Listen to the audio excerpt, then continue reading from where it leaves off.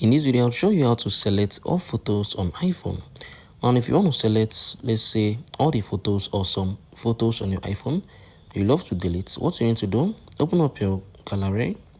So this is our gallery. So let's say if I want to select some photos, what I'm going to do now, you're going to be able to see the select option at the right top. So click on it. Now what you need to do, at first select one. Okay, let me say I'm going to select this. Then what you need to do, hold it firmly. Hold it firmly. So you're going to be able to spread it. So just hold it firmly. So you can see it's selecting. So if I still continue like that,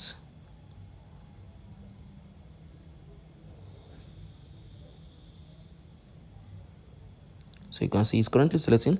So once you have done this, you're going to be able to scroll to the top. Once you are done, you're going to be able to see this delete option.